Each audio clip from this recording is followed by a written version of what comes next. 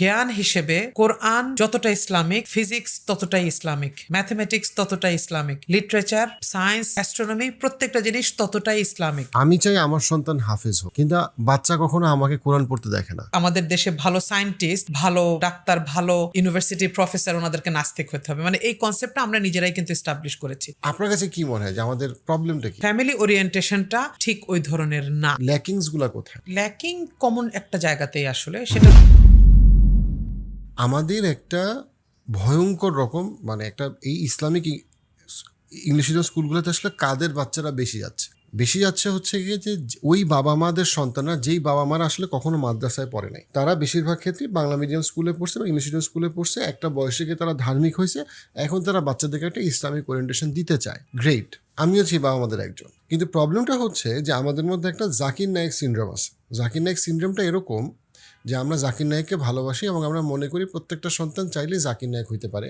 যে একজন medical doctor সফল, একজন সফল ইসলামিক বক্তা, অনেক কোরআনের অনেক আয়াত মেমোরাইজ করে এবং মানে অর্থাৎ সে দিন সম্পর্কে অনেক নলেজ রাখে এবং সে দুনিয়া সম্পর্কে অনেক নলেজ রাখে, দুইটাতেই সে এক্সিলেন্ট।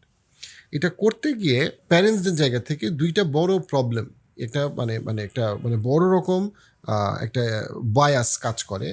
একটা হইলো প্রত্যেকটা বাচ্চা চাইলেই হাফেজ হইতে পারে, যেটা একটা অনেক বড় প্রবলেম, কারণ অবশ্যই প্রত্যেকটা বাচ্চা হাফেজ হওয়ার কথা না এবং এটা আমাদের কোনো রিলিজিয়াস অব্লিগেশন না, হইলে ভালো বা রিলিজিয়াস অব্লিগেশন না। আরেকটা হচ্ছে যে এডুকেশনের কোনো দাম নাই, সবাই আসলে একই এডুকেশন দেয়, এডুকেশনটা হইলেই হইল। যারা আমরা জেনারেল শিক্ষিত তাদের, আমার এই স্কুলের এডুকেশনের কোয়ালিটি কি, মানে আমি বলতেছি রেগুলার একাডেমিক এডুকেশন, সেইখানে অনেক বাবা মা প্যারেন্টসের জায়গা থেকে অনেক এটাকে খুব হালকাভাবে দেখে। ফিজিক্স তো সবাই পড়ে, কেমিস্ট্রি তো সবাই পড়ে, ম্যাথ তো সবাই পড়ে, অ্যাজ ইফ মানে এটার আসলে মানে কোয়ালিটির কোনো তেমন একটা ব্যাপার নেই। বাট আসলে এখানে তো কোয়ালিটির অনেক বড় একটা ব্যাপার আছে। প্যারেন্টসদের এই এক্সপেকটেশনকে কেটার করে যখন স্কুলগুলো হয়, সো প্যারেন্টসদের এক্সপেকটেশনের যে প্রবলেম, স্কুলেরও গিয়ে বাস্তবায়নে এক্স্যাক্টলি সেই প্রবলেমই থাকে। তো তারা জানে যে প্যারেন্টস কী চায়, যে কোনো মূল্যে হাফেজ হোক, সো জোর করে যেভাবেই হোক হাফেজ বানাইতে হবে। প্যারেন্টসদের কাছে ফিজিক্স, কেমিস্ট্রি, ম্যাথের টিচারের কোয়ালিটি ইম্পর্টেন্ট না, তাহলে স্কুলের কাছে ইম্পর্টেন্ট হওয়ার দরকার নাই।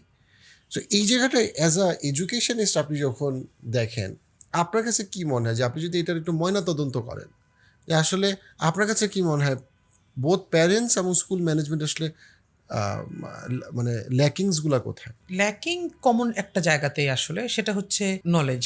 এটা আনডাউটেডলি সত্যি কথা। কারণ হচ্ছে আমি যদি পেরেন্ট হিসেবে আমি একটা আমার বাচ্চার জন্য একটা স্কুল চুজ করি, সেখানে আমার নিজের কিছু কোর অবজেক্টিভ থাকা উচিত। আপনি যেটা বলছেন যে হ্যাঁ, আমি কি আসলে এডুকেশন, রিয়েল এডুকেশন চাই নাকি শুধু হাফেজ বানাতে চাই? হাফেজ বানানোর কাজটা এখন ফরচুনেটলি অথবা আনফরচুনেটলি বাংলাদেশে বহু ইনস্টিটিউশন করছে। ঘরে বসেও অনলাইনে হাফেজ হয়ে যাচ্ছে মানুষ। আমি এরকম অন্তত পক্ষে একটা ইনস্টিটিউশনের কথা বলতে পারবো যেখানে আমার মেয়েও পড়ে বাদ ফজর সে 1 ঘন্টা করে পড়ে এবং হচ্ছে সে হাফেজ হয়ে যাচ্ছে। তাদের ওই ইনস্টিটিউশন থেকে অনেক বাচ্চা, বয়স্ক মানুষ হাফেজ হচ্ছে। নাকি আমার অবজেক্টিভ এইটা যে আমার বাচ্চাকে আমি একটা ভালো মানুষ, ভালো মুসলমান বানাবো। এখন ওই জায়গাতে গিয়েই আমাদের মেইন, আপনার প্রশ্নটার ভিতরে আপনার উত্তরটা ছিল যে মেইন ভুলটা, মেজর মিস্টেকটা আমরা ওই জায়গাতে করছি। আবার অ্যাজ অ্যান ইনস্টিটিউশন আমি যখন একটা স্কুলের পলিসি মেকার, তখন সেখানে বসেও আমার আসলে এটা ঠিক করা উচিত যে আমার জন্য কোনটা আমার প্রিন্সিপাল অবজেক্টিভস আর কোনটা আমার সাইড অবজেক্টিভস, তাই না?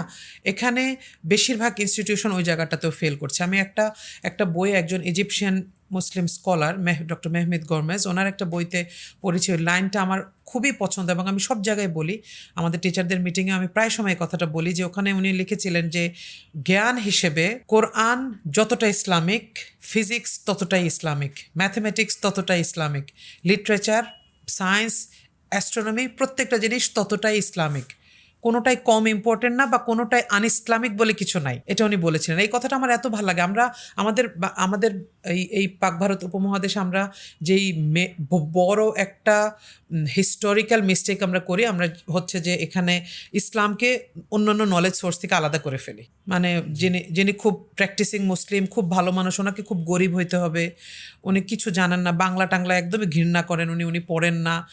আবার যিনি খুব ভালো আমাদের দেশে ভালো সায়েন্টিস্ট, আমাদের ভালো ডাক্তার, ভালো ইউনিভার্সিটির প্রফেসর, ওনাদেরকে নাস্তিক হতে হবে, মানে এই কনসেপ্টটা আমরা নিজেরাই কিন্তু এস্টাবলিশ করেছি, ওয়ারেজ এটা আসলে সত্যি না। বা অ্যাজ অ্যান ইনস্টিটিউশন আমাদের কিছু কমন প্রিন্সিপাল থাকতে হবে। আমার এখানে আমার বাচ্চা তাওহীদের ব্যাপারে তার ক্ল্যারিফাইড ধারণা থাকবে, তার আখলাকের ব্যাপারে, তার চারিত্রিক যে বিষয়গুলোর সাথে কখনোই কম্প্রোমাইজ করা যায় না, এগুলোর ব্যাপারে তার পরিষ্কার ধারণা থাকবে, এবং সেটা স্কুলে সে প্র্যাকটিস হতে দেখবে। সেটা সেই স্কুল অ্যাজ অ্যান ইনস্টিটিউশন এই জিনিসগুলোকে নার্চার করবে, কালচার করবে। একটা গেটম্যানও ওই স্কুলের, একটা সিকিউরিটি গার্ডও, সে যখন বাচ্চাদেরকে রিসিভ করছে সে সালাম দিবে, সে স্মার্ট থাকবে, সে সুন্দর ভাষায় কথা বলবে। এই জিনিসটা জানি না, আমি এটা এত বেশি ফিল করি যে একটা স্কুলের, ইসলামিক স্কুলগুলো কিন্তু অনেক অনেক ইম্পর্টেন্ট সামাজিক প্রতিষ্ঠান সমাজে। মসজিদের পরে ইসলামিক স্কুলগুলো, এবং টু সাম এক্সটেন্ট আমি বলবো বাংলাদেশের কনটেক্সটে ইভেন মসজিদের থেকে বেশি রোল প্লে করতে পারে চাইলে একটা ইসলামিক স্কুল কমিউনিটিতে, বাচ্চাদের সাথে, পেরেন্টগুলোতে, পরিবারগুলোতে। সেইখানে দাঁড়িয়ে আমার এথোসটা এত স্ট্রং হওয়া উচিত, এত পাওয়ারফুল হওয়া উচিত, এবং এত একদম আমার ভিশনটা খুব সুন্দর ক্ল্যারিফাইড হওয়া উচিত, যেখানে আমি জানবো আসলে আমি কি চাই।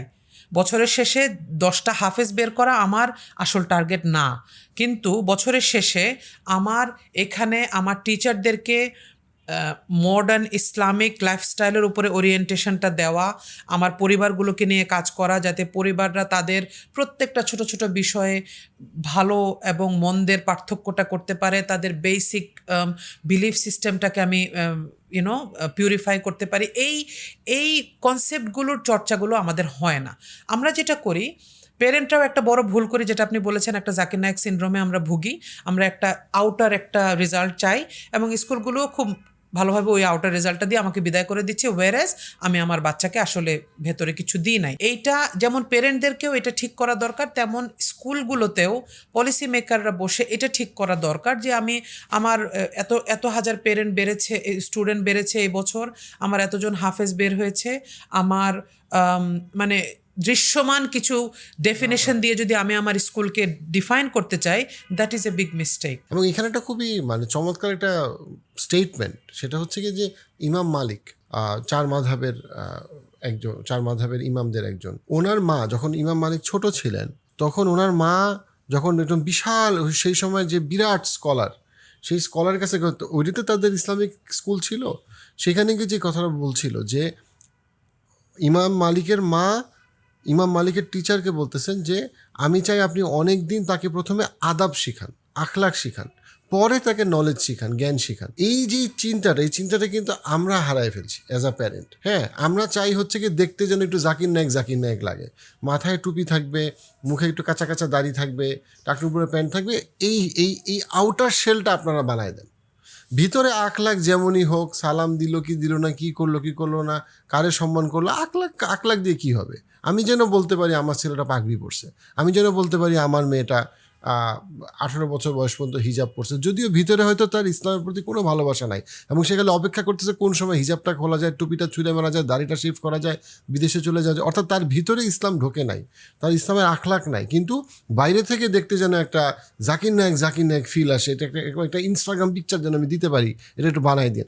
এটা আমি মনে করি আমাদের মতো প্যারেন্টসদের এটা একটা রীতিমতো, এটা একটা ব্যাধি হয়ে গেছে, একটা অন্তরের ব্যাধি। আমি একটা মানে ওইরকম একটা বাবা মা হইতে চাই যেন আমি গিয়ে এটা একটু একটা রিলিজিয়াস শো অফ করতে পারি। কিন্তু এটাতে যেটা হয়েছে সেটা হচ্ছে কি যে স্কুলগুলো ওই দিকেই চিন্তা করে, এবং দিনের শেষে আখলাকের তো কোনো পাগড়ি নাই, সো ওইটা কোনো দরকারও নাই, ওটা বোধহয় এমনিই হয়ে যাবে, কিন্তু আসলে তো কোনো কিছু এমনি হয় না।